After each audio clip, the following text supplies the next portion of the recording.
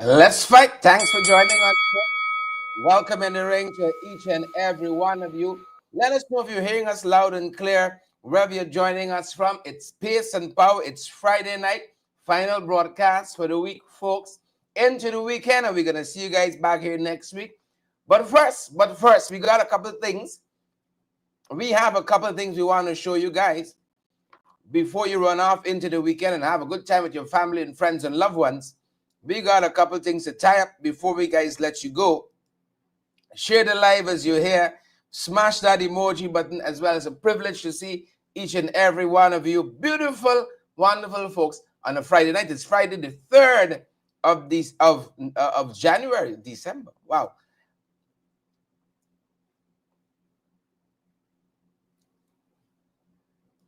Yep. So guys, it's Friday the 3rd of January. Let me slow down a little bit. Let me slow down. Once you come into 592. So let me slow down just a little bit. We're going to have a live tonight. Alicia, Eunice, Beaton, Tracy Clark, Wilton Blue. I see Cheryl Sharoda is here. I see Gil Ali Cock. Good to have you. Tracy Clark. Rena Cummins is here as well. Great to have all of you on the live tonight. Ring the bell one time for all of you good folks. We trust that you're good and well. You had a good day. You're fired up and you are ready to go. And we want to get into the card right away. No time to lose, folks. Good to have you all of you on the live tonight. How y'all doing? How was the New Year started for you folks? It's 3 days in, and the PNCR Readers Party and the Alliance for Change My Party came out swinging against them Jagabats and Trench Crapos today. Folks, wherever you're joining us from, if you don't even have a chance to give a comment or a dollar to our broadcast, we still welcome you here with open arms. Let's get right into it. We got a couple things on the card. Answerin Mohammed is making the rounds, folks. Came on the block strong as the new year began. We got that to talk about. We got some CHNPA contractors, Central Housing and Planning Authority. We got some of their contractors to talk about. Rowley, Prime Minister of Trinidad and Tobago, he's on the card tonight as well. Trump, if we were with Trump on the card every night. If you bother with Trump, he's on the card every single night, folks. But as we get into it, the opener, both the PNCR and the Alliance for Change had a press conference today. This is an opportunity for them to expand and elucidate and to make known to the public some of what they've been doing behind the scenes, some of their thought processes, how they're going to move this country forward. And I'm happy for occasions like this because you get a chance to set the Corner Shop show right. On Thursday, the Corner Shop show talks a whole host of stuff. And so the guy who's coming on Friday, bringing in the flank, they get a chance to correct lots of the misinformation. And folks, former Chief Executive Officer, CEO of EPA, he had a chance today to set a lot of things right. You see this production sharing agreement of 2016 and Jagdeel saying, they never promised to renegotiate it. They're just making the best of a bad liar. That's what he is. A liar. GD liar. That's what he is. And today, folks, Dr. Vincent Adams had an opportunity to set the record straight. Set the record straight as the Alliance for Change held its press conference. So let's start here tonight, folks. The opener. And then we can even things up. Take a look, take a listen to some of what Dr. Vincent Adams, former EPA head honcho, some of what he had to say in the press today, production sharing agreement of 2016. Take a look, take a listen. The PSA 2016. The Vice President seems to not want to stop peddling just a bunch of lies all the time. And I want to dispel some of those lies. To start with, he gives the impression in his yesterday's press conference that somehow the AFC invented the production sharing agreement. That is totally false. As a matter of fact, when the coalition came into office, 7 contracts were already signed. 7. There are a total of 9 oil and gas contracts. 7 were signed by the PPP government. And all of those contracts are almost identical. The Starbuck Block contract was changed by not the AFC, but by the coalition, by Mr. Trotman. Here again, he says, and then he continues, he even gets into more details. He lambastes the stability contract, and he's very specific. He says this is what they put in there. The stability contract, the stability clause is in every single one of those contracts that they sign, the same exact clause. The change clause that says that you've got to have the consent or the approval of Exxon or the contractor to make any changes to the contract or to renegotiate the contract. That was not put in there by the coalition. That was in there in every single contract that they themselves signed. The decommissioning clause. Yesterday, I think that's a new one I'm hearing him talking about now. He said that, oh, they put that in there, and because they put it in there, we've got to change it. That again is a blatant lie. They are all in every single one of those contracts. And I think, I would ask the media to really put him on the spot with follow-up questions as to why he is trying to give the impression that they had nothing to do with these contracts when the same set of things were in those contracts. He goes on in terms of the renegotiations. He's coming up. First of all, he started out there's sanctity of contract. You've got to live by the sanctity of contract. After getting caught there, he started sliding like a slippery eel. He said in their manifesto, go back a few press conferences ago, he says that in their manifesto, they never said that they were going to renegotiate. As a matter of fact, he said in their manifesto, it says that they will not renegotiate. Renegotiating at this point in time is not just a technical exercise. If you renegotiate, the two parties have to agree to the renegotiation. You lose the entire momentum, and before you know it, the other countries, the window of opportunity has closed globally. So I never read the manifesto before. Then I went back and checked the manifesto, and it says the complete opposite, that they said that they will renegotiate the contract. And he's on video in Parliament in his battle red shirt, shouting from the rooftop that people ought to be sad for every single discovery.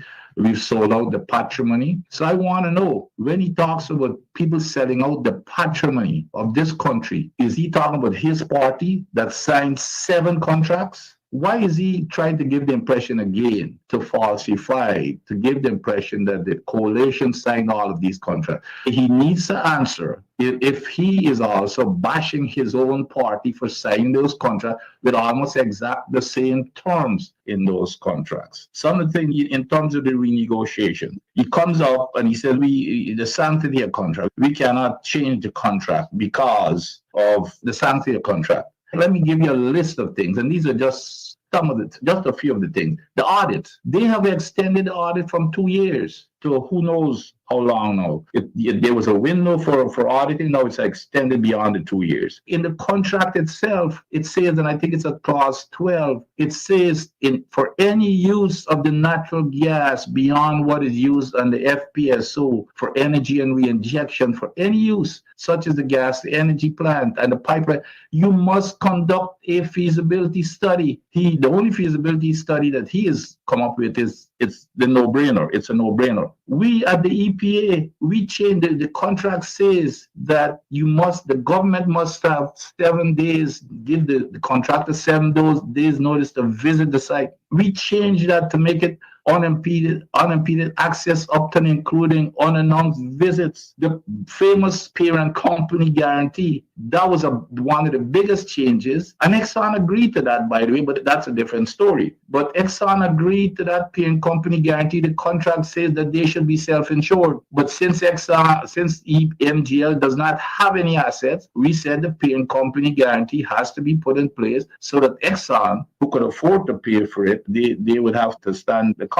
Now, up to yesterday again in this press conference, On the Exim Bank alone, this man says that, well, we are saying they didn't do an EIS or they didn't do a feasibility study. He said that Exim Bank did an an EIA and the feasibility study. Show us those documents. Show us those documents. So first of all, Exim Bank cannot do an EIA. The EIA is specifically stated in terms of the protocol and the process for doing an EIA. It's in our EPA Act. It's in our law. See, don't come. He's coming with this foolishness that Exim did the EIA. We said they never did an EIA.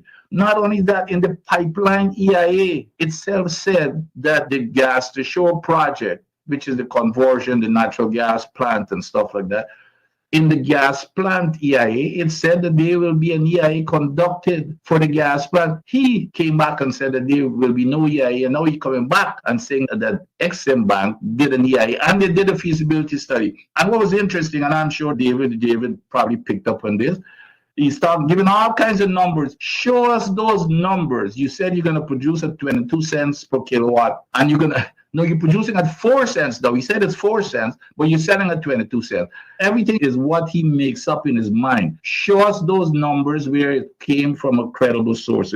So those are the kinds of things that I want to dispel. And the other thing that he said here not too long ago was somehow that we're going to get to the point where we're going to be getting 52% of the revenue. That is impossible for you to get 52% of the revenue unless, I don't know where you learned is simple arithmetic, unless there's zero cost for operation. You're never going to get to 52%. The most, if you want a good number, is probably between 30 and 40%, because even when you finish paying for your capital cost, there's an operation cost which could range from 30 to 40%. Now let's say 40%. That's so now you take out 40% as cost oil, you're left with 60% as profit oil. You're gonna get half of that, which is 30%. And if you add 2% out on top of that, it's 32%. It's impossible to get to 52%. So it's nonsense to be talking about getting 52%. So those are the, but could you imagine? And then the other thing is, which is what we, by the way, all of these issues, we've been talking about these things on this same press conference forum, the AFC, for years now.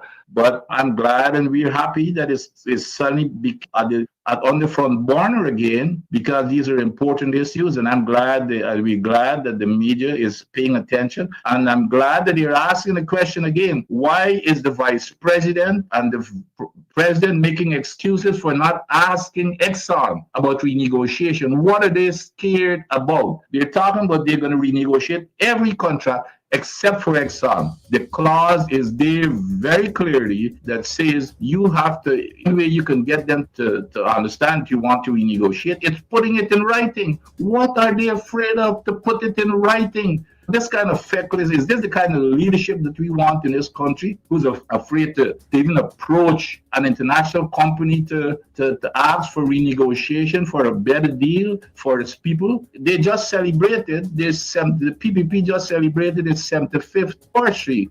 A party that was born by, of course, Dr. Jagan and LFS Burnham. And I'm sure that Dr. Jagan must be turning in his grave when he sees what's going on here with the cowardly behavior of this leadership. When Jagan himself, along with Forbes Burnham, fought for the rights of the people for us to get a fair deal with bauxite, with Denver and the operators of bauxite and Bokors for sugar. And now Exxon has taken their places, but now we've got a government, in contrast to Burnham and Jagan, who's scared of even approaching these international behemoths to get a better deal for our people. Yep. The People's Progressive Party Civic did say they were going to renegotiate this contract because Apnu AFC couldn't make deals and they were the deal makers. And they were going to come and get better administration and renegotiate the contract. And now that they're in, they're making all kinds of excuses. The People's National Congress Reform as well had its press conference today. And I love what Mr. Norton said. Prosperity for all, not just some, not just friends, family, and favorites. Tell you how to balancing it up tonight for the opener, but for all. Not this hear 'em, scare 'em thing you see the PPP going with here, but an actual coherent plan. that all Guyanese can be part of the wealth of this country. The people didn't believe in cash grant, and then they believe in it. And then they didn't believe that it should be consistent. And then now they suddenly, like, they believe in it. They didn't believe in not renegotiating the contract, the 2016 production sharing agreement. And suddenly now, they're heavily against it. And then coming to convince you what you're seeing with your own eyes is not so. Mr. Norton says prosperity for all. Love it. Not just some, for all. The government has no interest in improving the life of ordinary Guyanese and ending poverty. In his New Year message, President Irfan Ali once again exposed the PPP's lack of urgency and interest in ensuring all Guyanese can enjoy a high-quality life when he stated, and I quote, "By the end of this decade, we should be able to enjoy one of the highest standards of living in the hemisphere, banish poverty, and reduce inequality," unquote. Last year, he and his government displayed and expressed a similar lack of interest and hurry. For instance, in his May Day speech last year, he declared that public servants must wait for, I quote, "the best welfare package in the region," unquote, in 2030 and beyond, and offered a measly and unacceptable 10% increase last year and a ridiculous 8% in 2025. In July, he said that Guyana salary levels will win back migrating nurses and other critical workers. And I quote, "In another few years," he said, while he makes the utterances himself, PPP families, friends, and favorites are living a lavish lifestyle and splurging on our resources, while the ordinary man is compelled to live from paycheck to paycheck. It must also be said that it is only because of pressure from the opposition that the Ali regime was forced to deliver the $100,000 cash grant, albeit in a very chaotic environment marked by government corruption and incompetence. Recall that Jagdeo said, when we made the proposal for the delivery of cash grant to the people, that the opposition proposals will fuel inflation and that the opposition wants to eat out the resources that are for development. Yet they have now changed the amount. But even with these indefinite and distant deadlines, we have seen enough of the PPP to realize that these promises are as hollow as they are deceitful. Since 2020, under the PPP, we have seen household incomes that cannot cope with the high cost of living. We have seen increases in salaries and pension that have been inadequate and cannot keep up with inflation. We have seen agreements with workers' unions that will do nothing to raise the living standards. In 2025, we have seen an approach to cost of living relief and cash grant that, from the viewpoint of citizens, is inadequate, unpredictable, and sporadic. We continue to see a growing number of working poor and growing poverty. Young people still cannot find good paying jobs. Education as a pathway to prosperity is almost blocked. The small business sector continues to still be small in terms of number of participants and the size of profits. Many continue to rightly complain that the country's oil wealth is not reaching them. Under the PPP, the Guyanese people are no longer prepared to wait and hope. In contrast, we in the PNCR AFC are convinced that all Guyanese can enjoy a high-quality standard of living and quality of life in a much shorter time than the government is stating. As the next government, we will work to ensure that a bright future for individuals, households, and communities arrives faster with proper planning, and reduce government corruption and wasteful spending, underpinned by our people-centered development strategy, we can shrink the number of working poor and low-income households and enlarge the middle class in our first 2 years in office. Our oil wealth is increasing rapidly. Guyanese are no longer interested in empty promises with deadlines sometime in the next decade. Guyanese deserve better quality of life in a hurry. Guyanese deserve a government whose single reason for existence is to serve the people and to work in their interests and welfare. We believe we can be that government. We will put the oil wealth in the hands of the people. We can quickly bring prosperity to all. The government has no interest in improving the life of ordinary Guyanese and ending poverty. Our apologies. Wilting. We're so caught up. Wilting. Love it when he said, as the next government. That must really make the PPP straighten up. As the next government. Who vex? As the next government. Yep. Love it. Ring the bell one time. We can circle back to that. We can circle back to some of the other things that came out of the press conferences today. But let's widen our view. Let's head up north. Rung by with some of y'all there. Andrew Griffith, Linda, Sean Clement, Angela Ben, Prosperous, Linnell, Leonard, Emily Durant. Good to have all of you folks on the live today. Trump. Some of you in Trump country, you know you can't talk loud. But I like how America works. With all the vicissitudes and bad weather, I love how America works. Love it. A New York judge is going to sentence Trump on January 10th. You've already given the signals. He's not going to be incarcerated. He's not going to be placed behind bars. Remember the hush money case? Trump's attorneys were trying to get the judge to throw the case because Trump is now president. Trump said, no.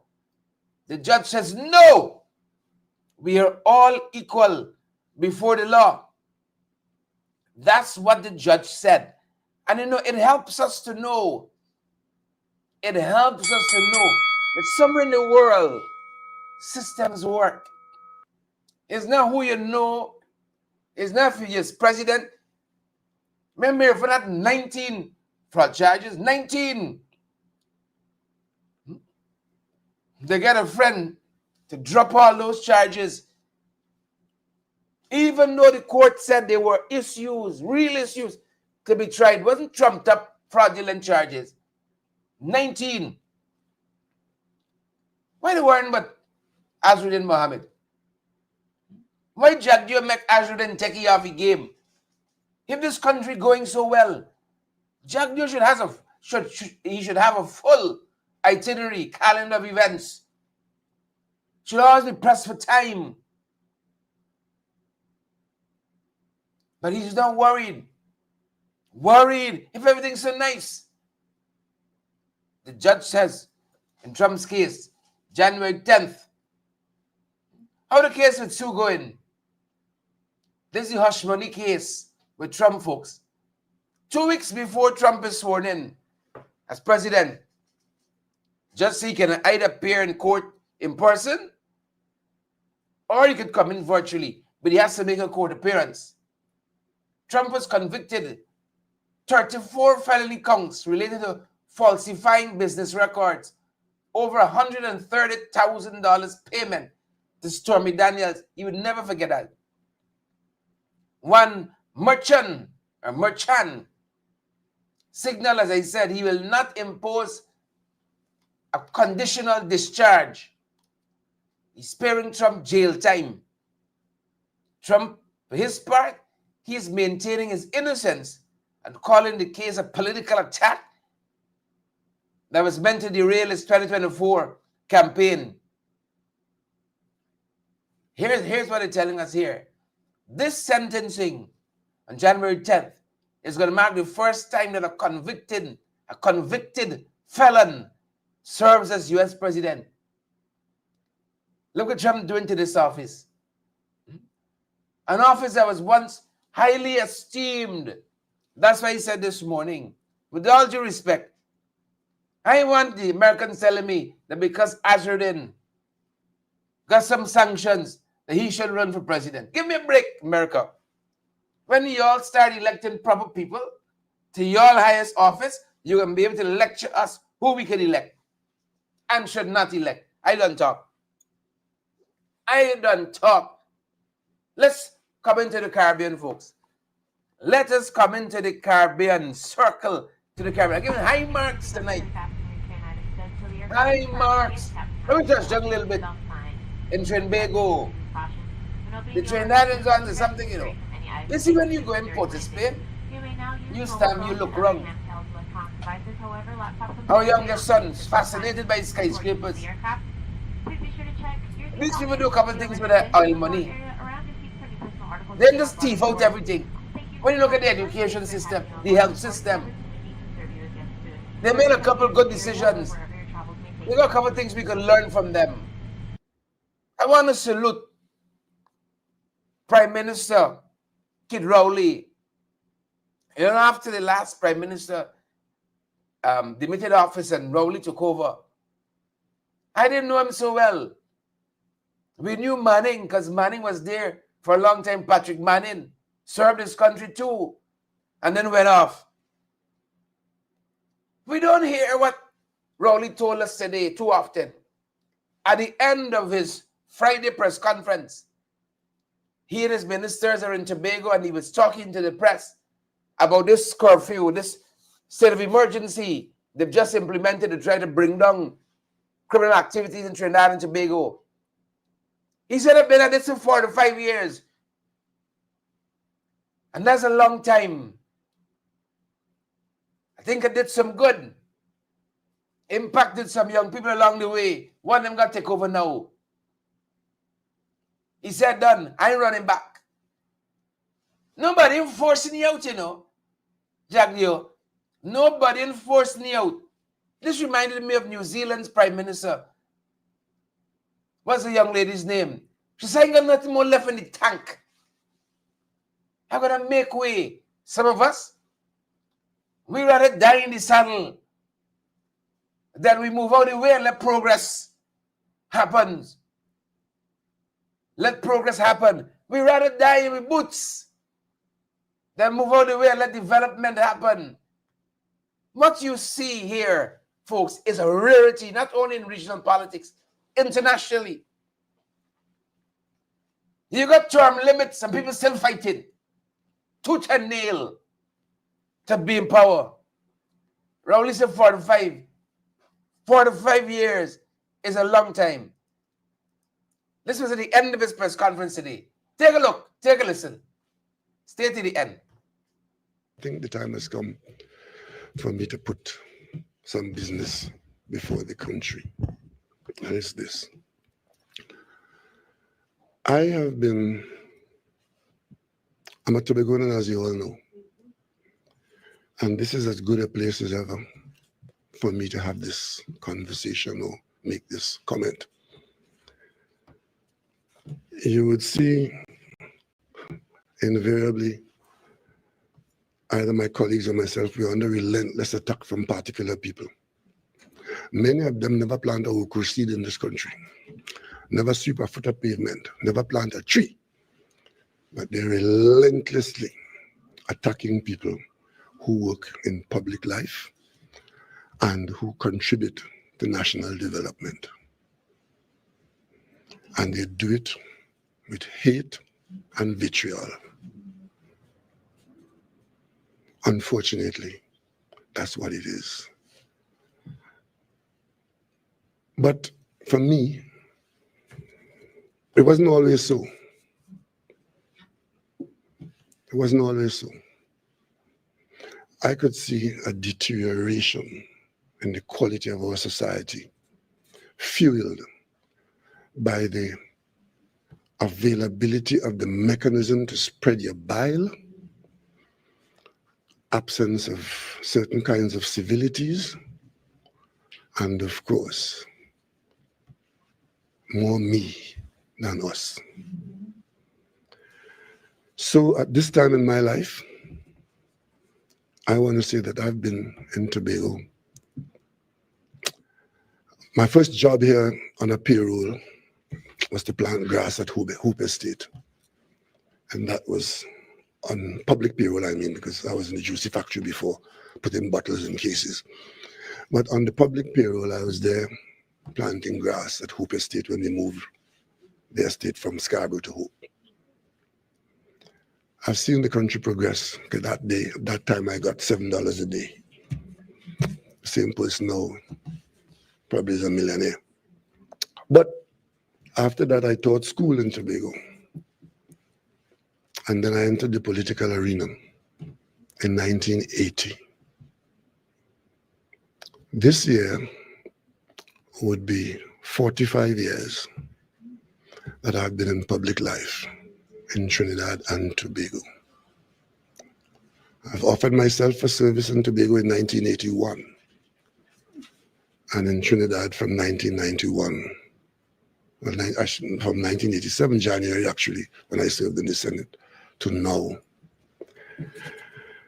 And at the last election, 2020, when I announced the PNM victory in Balizé House, I said to this country, I will not be doing that again. And I meant it, and I've kept it. I've also said that I've brought into the political arena a number of young people who had served at that time 1 term. Many of them are still in government, about to complete their 2nd term. Experienced, some of them with 9 or 10 years approximately of service in the government. So the government and people of Trinidad and Tobago have a cadre of people, mainly young people, who came into public service with all its warts and have prepared themselves to take this country forward. I had the experience of managing this country through COVID. Only today, I was happy to receive on the way here a PAHO clearance from a concern that up to last night, there was a concern that there was another outbreak of a COVID-type virus in China. The international agency has just confirmed to us that there's no need to worry and that the story about an emergency in China, state of emergency in China, is not correct. I was particularly pleased to hear that because God knows we don't want to go through another COVID. So I'm here with my colleagues this weekend, and one of the things that they will be told is that I will not be offering myself again to represent anyone, either in Trinidad or in Tobago. 45 years is a long time. And I would like at this time to say thank you appropriately along the way to all those who have supported my effort and to have benefited from, I hope, I would have positively impacted this country somewhere, sometime. As we settle Tobago screening tomorrow, I continue to be the political leader of the PNM. We will call for nominations in the other seats where I represent the people of Diego Martin West, who have supported me resolutely from 1991 to now. And I will thank them appropriately and ensure that they are not left adrift. But I will not be offering myself, as I just said. And I'll say something else. Before the end of the legal limits of this term, I will resign this office and go off to my family. Thank you all very much, and see you again sometime soon. Wow.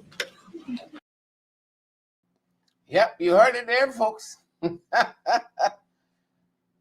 before the legal limits of his time as Prime Minister finish, he's going to resign.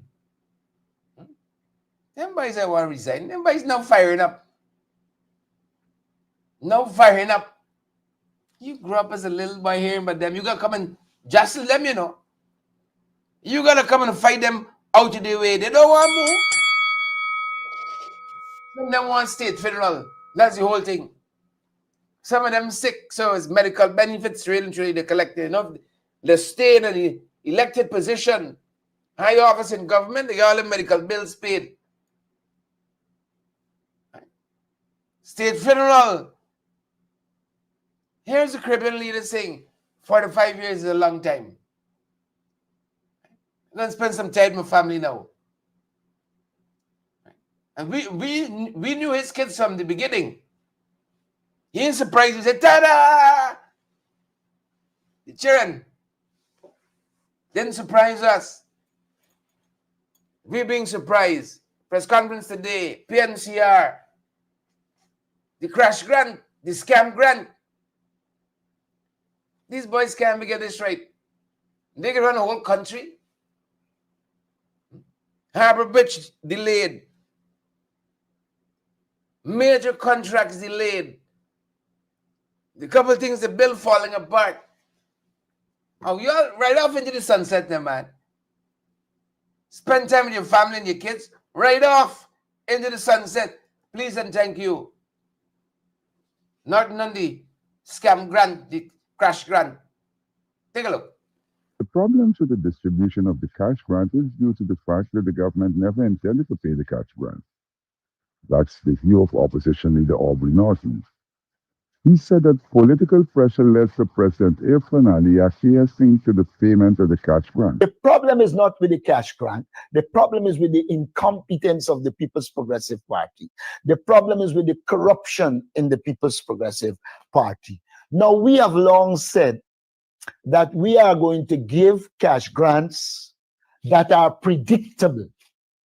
We have said, I notice now, since we said that, the president is saying it's not a one-off cash grant. Norton described the implementation of the cash grant as chaotic and a disaster. The fact that they have got to call 5 in the morning at 5:30, call out contractors to talk about non-completion of projects is a manifestation of the incompetence. He said that the cash grant can help people. This grant, however, is inadequate. He said that this government makes a political issue out of everything. But the government also plays politics with everything. And I think they wanted to use the opportunity, the cash grant, to get a database to use by the PPP in the upcoming election. And so they put people through all this thing of going and register, etc. Having done that, they couldn't now rely on the government system, which they should have relied on. Any child would have known that it made sense, the common one, to pay pensioners and public servants through the banking system when they are receiving their salaries. He said that the government holds people in contempt. The post office that they normally go to, they can go and get it, in which there'll be a smaller crowd. No, you put all of them at NIS somewhere and create confusion. This is the government's incompetence that is manifest. It has nothing to do with the nature of cash grant.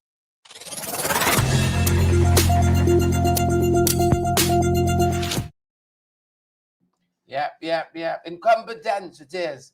Incompetence. That's what I did tell you folks, you know, I've been a couple of places in the last few days looking at this cash grant business. Folks, it's Pocketorian confusion powder mixed up in one. They tell you that the lines will change at the press conference as well today. One of the things the chairman of the Lines for Change, David Patterson, says, for blackouts to go, PPP have to stay? No. They're telling a whole bunch of lies about what APNU purportedly did. When it's them came in and did a bunch of nonsense. Take a look, take a listen. Some of what David Patterson, former Minister of Public Works, says about GPL, the power ship. So the power ship. 2024 has highlighted the mismanagement of our entire energy and infrastructure development sector by the PPP. They are pure fluff and bluff. I start off with with everyone's favorite topic, GPL. We have spent an extraordinary amount of money, firstly, in buying 27 third-hand containers out of Honduras and 2 power ships, one from Cuba, the other one from Turkey. And immediately after they triumphantly announced the end of blackouts, we have blackouts every single day of 2025, which shows that they obviously have not studied the problem. They obviously have not detailed it. What they're simply doing is throwing taxpayers' money behind scaregram deals. The Alliance for Change would have issued a letter which details that the total cost of these interventions to the Guyanese public would be $380 million by the end of 2025. With that money, under the stewardship of the AP and UAFC government, that $375 million, we would have done a tremendously better job. With quarter of that money, we were able to stabilize the system and provide a more reliable service to the people. The issue is, and it remains, that we have a very fragile power generation system, generators as well as a transmission and distribution line. This was identified under the coalition. We did several studies by several international corporations, including Siemens and all this. IDB did studies, the ministry did GPL, the studies were all readily available, and it identified 17 to 20 different flaws in our power generation and distribution system. What we did as a coalition is that we immediately priced it out. And as you can remember, and if anyone Googles it, our initial intervention was $101 million to fix the transmission and distribution intervention from the ISDB. Immediately on coming in, of course, the PPP canceled that project. They actually canceled every intervention we made, and that's why we are where we are. So folks, they will continue blaming birds, they will continue blaming errant drivers, they will continue blaming climate change and so many other things. But unfortunately, we will not be rid of blackouts until we get rid of PPP. Yeah. May the lights be with you, folks. May the lights be with you. Blackout. Blackout. Heads rolling yet? Blackout. David putting things into context there. Blackout.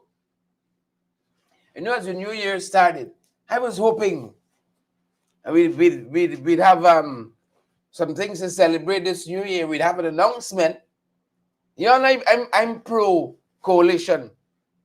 I'm 120% coalition. That's my true statement. It's my true statement. 150, 200%. I was hoping by now we'd hear something positive. Both press conferences today, both. So things are moving along. We're not at that place yet. We want to make an announcement. And then I saw them waves being a little facetious, asking about a possible prime ministerial candidate as well. Nigel wasn't taking the bait, though. He was not taking the bait. Here's an update on where those talks are about a coalition 2.0 2025. Take a look, starting with the PNCR. It would be wrong of me to go out and update it. We continue to engage, and at the end of the engagement, which will occur before the middle of this month, we will update the press. All the parties will get together and decide what they do. It is not for me to say we will do it alone or we do it together. That is a decision for the political parties involved. I cannot say to you what mechanism we will use at the end. The process will determine what happens, and out of that process, we will determine how we report to the people of Guyana. Dennis, my response to your earlier question months ago on this matter remains unchanged. We have not reached that stage. We are not at that stage at the moment. We are still listening and grounding. And so I regret there's been no change in our position. So, Mr. Hughes, to what extent would you consider advocating on behalf of your party, or will your party be advocating rather, for, say, Ms. Laura George to be the prime ministerial candidate, given the fact she brings the qualities of the indigenous background and she's a woman?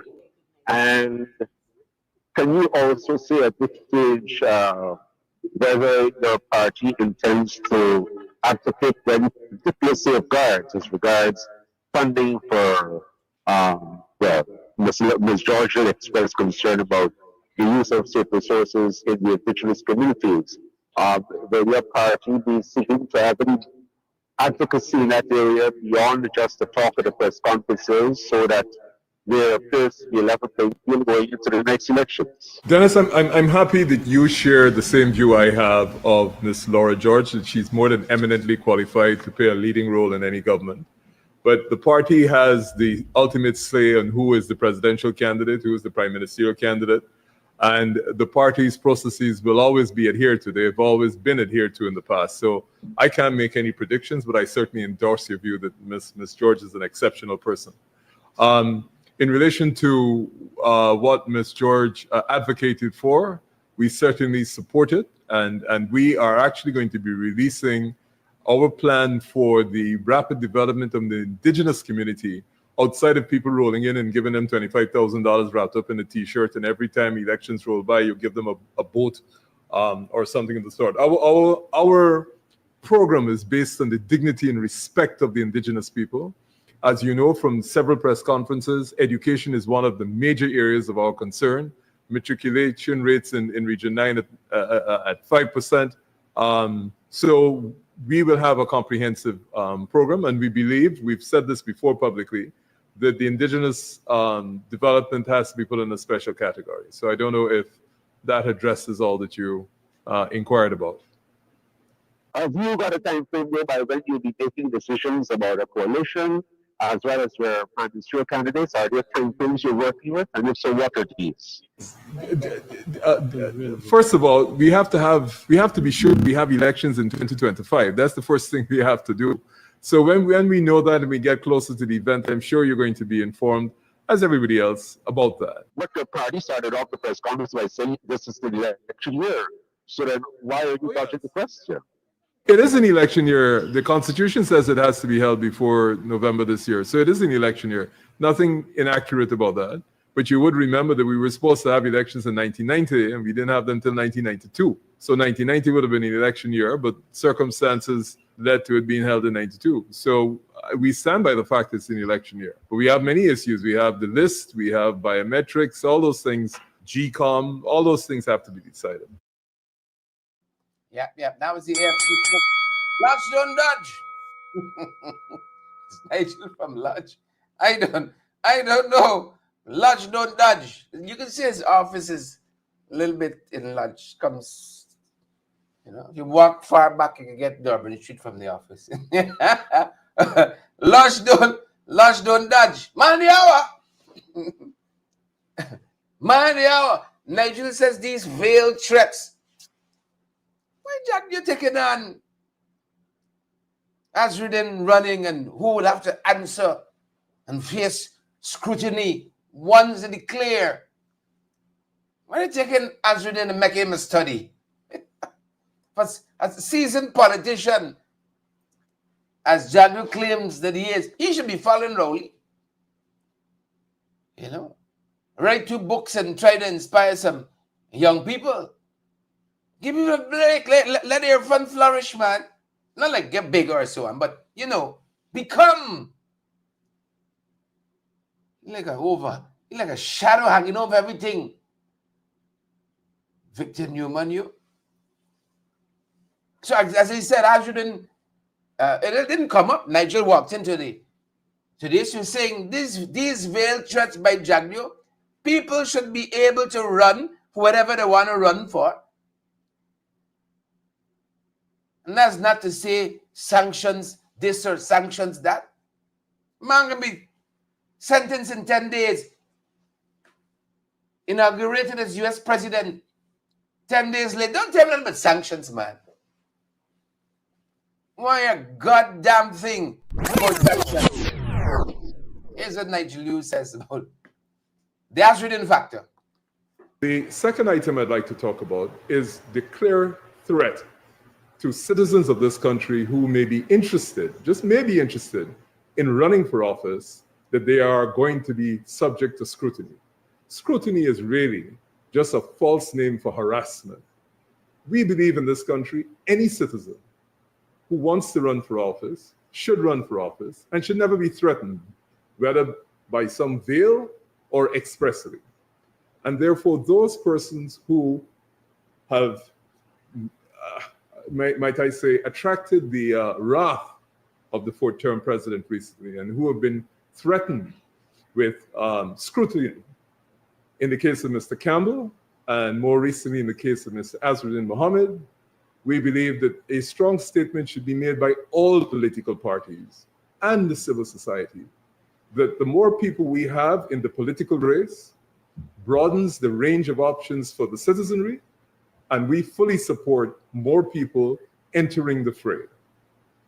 For whatever reason, people may or may not dislike the candidates who may be considering entering.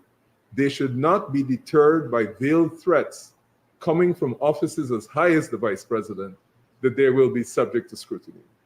And therefore, in the circumstances, we reject any attempt by the government to put pressure on persons who may be considered. It is not lost in this population that the message that's being sent, both in the case of Terence Campbell and in the case of Mr. Mohammed, and perhaps more recently in the case of Mr. Lal, is that it is intended as a warning to anybody who dares to threaten the People's Progressive Party while in office, that they have to be careful because they will be, quote unquote, subject to scrutiny. This is not a new thing. This has been here in Guyana for years. There are long stories about people being threatened with income tax, people being threatened with various other things. And we believe that if we want to build a modern society, a democratic society, that any person who wants to enter the political fray, particularly if they appear to be popular, and particularly if they have ideas that can be useful for the development of this country, they should do so. Do not wait until they express some interest to threaten them with scrutiny. Yeah. Yeah. Correct is right. Don't bother yourself. Let people do them. Let people do them. Whatever happened to Sue, Jagdio, and the 50 million defamation lawsuit? Whatever happened to Sue? You remember Jagdio said that this man had brought down the public perception, international perception of his esteem with these allegations that he had made. So Jurong, y'all remember that? Whatever happened to Sue? You know, I hear them talking, but magistrate run daily falling ill in the middle of these, this electoral fraud from top charges case. Now Faith Magusti taking over, starting back the thing from the beginning. Well, who's the magistrate looking at this Sojirang matter? This $50 million defamation lawsuit. This one taking a time in the court. This one taking a time. In Jagdio want justice. It's high high esteem brought low, damning allegations. So Girang made he's detecting. Huh? The folks are telling us that this particular case here, it raises deeper concerns about corruption and cronyism in Guyana's government. What have happened to Sue? What have happened to Sue? Javier claimed that this lawsuit is to protect his reputation. And critics were arguing it's a tactic to deflect scrutiny and delay accountability. When is that COI going to open? When is that investigation going to begin? Stu still living in Pradoville. Remember, Stu is his tenant. Y'all remember that? What about an independent investigation to remove all doubt of interference, one way or the other? What about that? Whatever happened to Sue? As we're winding down, they passed this bill a little while now. It's like they're now getting around to some other parts of it. The deceased donor transplant process, they say, is to start soon, in the coming months. In 2 years, since the human organ and tissue transplant bill was passed, and efforts are still on the way to implement it effectively, and to be able to have your deceased loved ones be donors. Cadaveric transplant, I think they call it. So this law was enacted to govern and regulate the advancement in regenerative medicine. They're still trying to implement it. This is like the local content law. They don't like listen. The ears hard. The ears hard. Since 2022, this was passed. Since 2022, they're still trying to implement it. Hard ears. This Friday night, you remember the same with hard ears, puppy? CHMP, Central Housing Planning Authority, telling us 15 contractors terminated. Oh, they got to really show some muscles. Like they're really for good governance and quality work and so on. It's amazing. In 2025, the things you can see and hear. I want to see some names. And then you know them boys easy. Close down one company, go and register another one. Tomorrow, it's the same people back. You mightn't see the company name, the old name, but the same folks. Come again, CHMP. Please and thank you. Come again. 2025. It's been quite a year. They're telling us a Berbice sports official. Berbice sports official is being questioned tonight in custody for the alleged rape of a woman. Senior sports official. I have a name. I want to get in trouble on a Friday night. Senior sports official in Berbice allegedly sexually assaulted a 20-year-old temporary staff member for over 2 years. The report says the victim revealed that the abuse began in 2022, citing fear and threats as reasons for her silence. She disclosed that the official even visited her home, pressured her to returning to work, with the final assault occurring in November of 2024.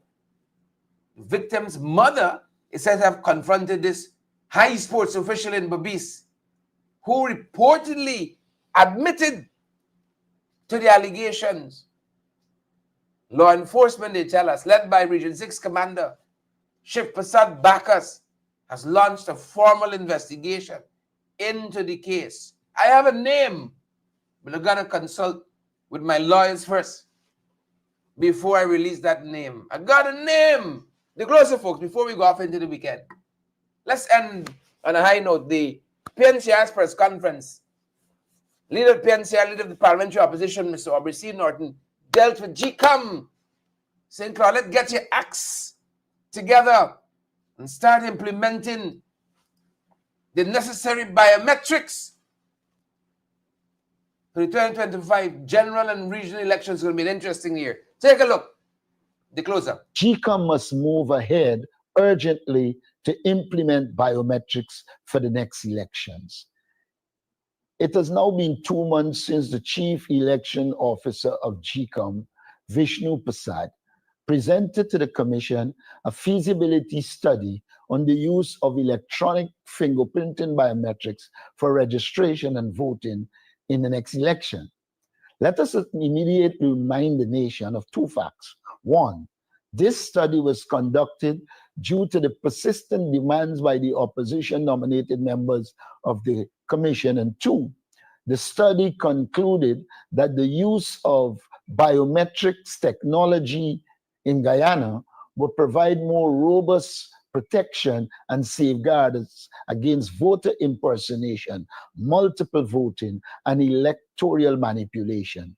It further concluded that such technology will increase accuracy as well as data security and efficiency in the system. What more do we need to hear? As the joint opposition stated when the study was submitted last November, I quote, "We express our preparedness to lend support to all the necessary stages to arrive at this outcome, including enacting constitutional and statutory changes if necessary. We believe that the technical and other concerns the CEO has identified in his report do not amount to insurmountable or irresolvable issues. We stand ready to engage in all necessary discussions at the GCOM level, the parliamentary level, and or at the inter-party level to resolve these concerns to the satisfaction of all stakeholders, including the Guyanese people," unquote. GCOM must now urgently advance the process to ensure the use of fingerprint biometrics becomes a reality for the 2025 elections. Chairperson Claudette Singh must realize that her role as chair must extend far beyond that of a glorified returning officer, as she's not there merely to count the votes of the 6 commissioners. She must see her role as a mission to guarantee accurate and credible elections in which Guyanese can have full confidence. As for the PPP and its appointed commissioners, it is obvious that they have run out of excuses. The latest effort to use the lack of time as an obstacle to implementing biometric technology is another sham. We in the opposition believe from experience in other countries, such as Ghana and Namibia, that GCOM can ensure there is biometrics.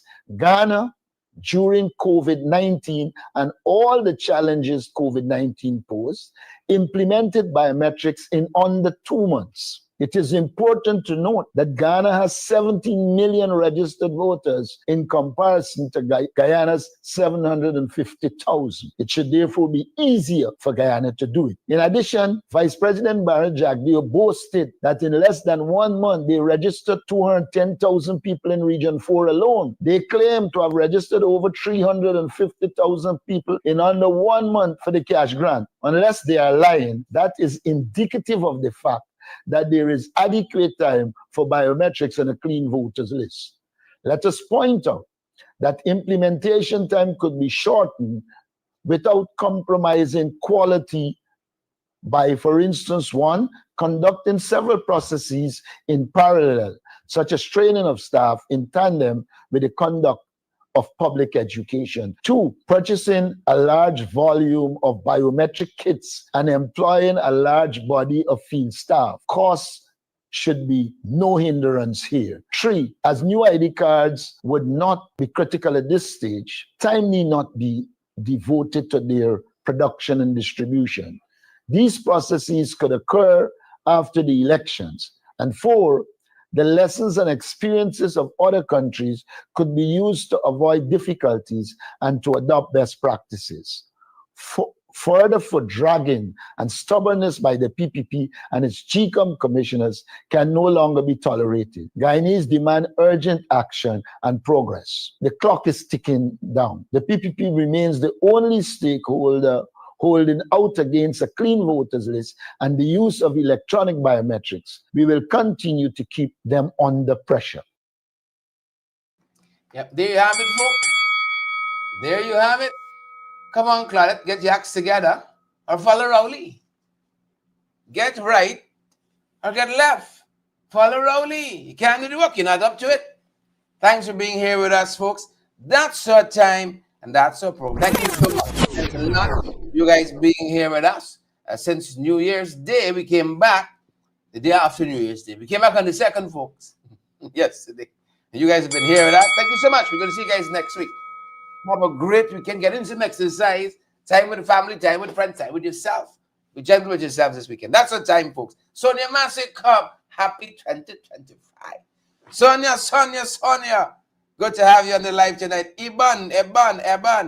Good to have all of you. Mark and Pinky, Gail and Siobhan, Maxine, Alison Cortez. Have a fantastic evening, folks. That's our time. That's our program. Stay safe.